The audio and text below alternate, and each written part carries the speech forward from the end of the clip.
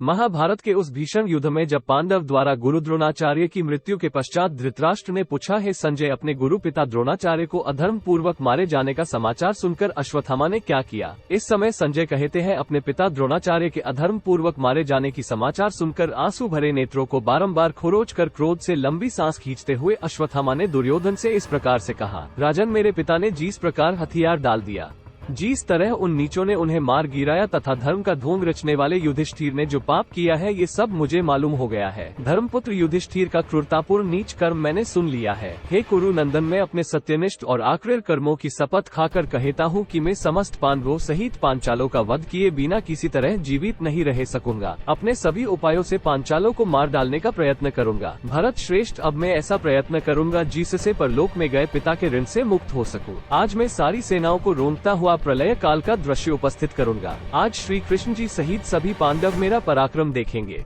आज रणभूमि में रथ पर बैठे हुए मुझ अश्वत्थामा ना तो देवता, ना गंधर्व, ना असुर, ना राक्षस और ना ही कोई श्रेष्ठ मानव वीर ही परास्त कर सकते हैं। इस संसार में मुझसे या अर्जुन से बढ़कर दूसरा कोई अस्त्र देवता कहीं नहीं है। आज मैं जिस अस्त्र का प्रयोग करूंगा उसे ना अर्जुन जानते हैं और ना ही श्री कृष्ण जी गुरुनंदन, वो तो प्रयोग के उपसहार केवल मेरे ही पास है। फिर द्रोण पुत्र अश्वत्थामा ने उपरोक्त बात कहेकर जल से आचमन करके उस समय उस दिव्य नारायणास्त्र प्रकट किया। पृथ्वी कांप उठी, समुद्र में ज्वार आ गया और समुद्र में मिलने वाली नदियां अपने प्रभा के प्रतिकूल दिशा में बहने लगी। पर्वतों के शिखर टूट टूट कर गिरने लगे। हिरणों के झुंड पांडवों सेना को अपनी दाएं करके चले गए। संपूर्ण दिशाओं में अंधकार छा गया। सूर्य मलिन हो गए और मांस भोजी जीव जंतु प्रसन्न होकर दौड़ लगाने लगे। वो महान उत्पात देखकर देवता, दानव और गंधर्व भी त्रस्त हो उठे। अश्वत्थामा के उस घोर एवं भयंकर अस्त्र देखकर समस्त भूपाल व्यतीत एवं भयभीत हो गए। इस महान कोलाहल को सुनकर धर्मात्मा युधिष्ठिर अर्जुन से कहने लगते हैं, यहाँ जो महान रोमांचकारी शब्द सुनाई देता है, यह इंद्र सहित तीनों लोकों को नष्ट कर देगा, ऐसा मुझे जान पड़ता है। मैं समझता हूँ ये भयंकर शब्द वज्रधारी इंद्र की गर्जना है। गुरु द्रोणाचार्य के मारे जाने पर कौरवों की सहायता के लिए साक्षात इंद्र आ रहे हैं। ये सब सुनकर अर्जुन बोलते हैं, राजन, जिसके विषय में आपको ये संदेह होता है, जो बल में इंद्र और विष्णु के समान है, क्रोध में यमराज के तथा बुद्धि में वीर स्थिति के तुल्य है, वो नीतिमान महारथी उग्र कर्म करने में समर्थ तथा कौरवों को अभयदान देने वाला है, यह वही शूरवीर अश्वत्थामा है जो सिंहनाद कर रहा है। तत्पश्चात द्रोण पुत्र अश्वत्थामा ने पांडवों और पांचालों की सेना को लक्ष्य करते हुए नारायणास्त्र का संधान किया। इससे आकाश में हजारों बाण प्रकट हुई। यह अस्त्र पांडव सेना पर आसमान से शस्त्र और अस्त्रों की वर्षा करने लगा, जैसे भाला, चक्र, फरसा, गदा, तलवारें, कुल्हाड़ी,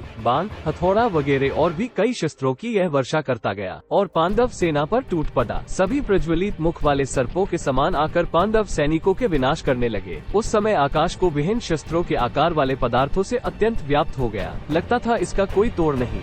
ये सब देख पांडव, पांचाल और सभी योद्धा उद्विग्न हो उठे और इसका विरोध करके इस अस्त्र को काटने के लिए अपने शस्त्र छोड़ने लगे। तब पांडव महारथी जैसे जैसे युद्ध करते गए वैसे ही वैसे उस नारायण अस्त्र का वेग भी बढ़ता गया और वो दुगनी तिगुनी गति से पांडव सेना पर टूट पड़ा था। इसमें किसी को भी कहीं भी खत्म करने की क्षमता थी। इसे कोई रोक नहीं सकता था। इसे रोकने का एकमात्र तरीका था कि इसके आगे पूरी तरह से हार मान लो, सरेंडर कर दो। ये बात भगवान श्री कृष्ण के सिवा कोई नहीं जानता था। तदंतर जब वो अस्त्र सब ओर व्याप्त हो गया और उसके द्वारा पांडव सेना क्षीण होने लगी, तब धर्मपुत्र युधिष्ठिर को बड़ा भय हुआ। उन्होंने अपने उस सेना को जब अचेत होकर भागते और कुंती पुत्र अर्जुन को परास्त भाव से खड़ा देखा, तब इस प्रकार से कहा, सेनापति, तुम पांचालों की सेना के साथ भाग जाओ। सात्विक, तुम ये वेशीवंशी और अंधकवंशी वीरों को साथ लेकर घर चले जाओ। धर्मात्मा भगवान श्री कृष्ण जी अपने लिए जो उचित समझेंगे वे करेंगे।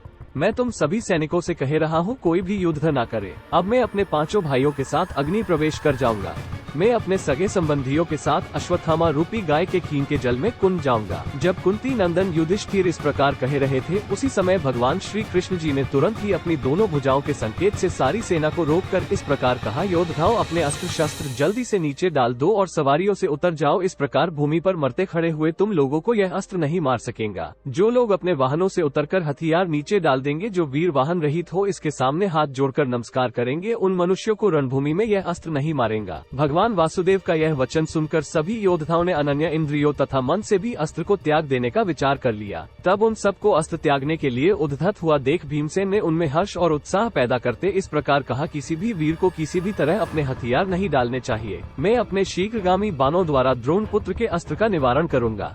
इस सुवर्णमय भारी गदा से रणभूमि द्रोणपुत्र के अस्त्र को चूर चूर करने के लिए मैं काल के समान प्रहार करूंगा। तदंतर भीमसेन जब द्रोणपुत्र के उस अस्त्र के सामने बाण मारने लगे तब वो हवा का सहारा पाकर धक धक उठने वाली आग के समान प्रचंड वेग से बढ़ने लगा। उस अस्त्र को बढ़ते देख भयंकर पराक्रमी भीमसेन को छोड़कर सारी पांडव सेना पर महान भय छा गया। तब वे समस्त सैनिक अपने अस्त्र शस्त्रों को धरती पर डालकर हाथी और घोड़े आदि से नीचे उतर गए। उनके हथियार डाल देने और वाहनों से उतर जाने पर उस अस्त्र की विशाल शक्ति केवल भीमसेन के माथे पर आ पड़ी। भीमसेन तथा उनके रथ, घोड़े और सारथी ये सभी अश्वत्थामा के अस्त्र से आच्छादित हो आग की लपेटों के भीतर आ गए थे। ये सब देखकर महातेजस्वी भगवान श्री कृष्ण और अर्जुन दोनों वीर बड़ी उतावली के साथ रथ से कूदकर भीमसेन की ओर दौड़े। वहां पहुंचकर वे दोनों अत्यंत बलवान वीर द्रोणपुत्र के अस्त्र शक्ति से प्रकट हुई आग में घुसकर माया द्वारा उसमें प्रविष्ट हो गए। तदंतर नर नारायण स्वरूप अर्जुन और भगवान श्री कृष्ण ने उस नारायणास्त्र की शांति के लिए भीमसेन को और उनके संपूर्ण अस्त्र शस्त्र को बलपूर्वक रथ से नीचे खींचा।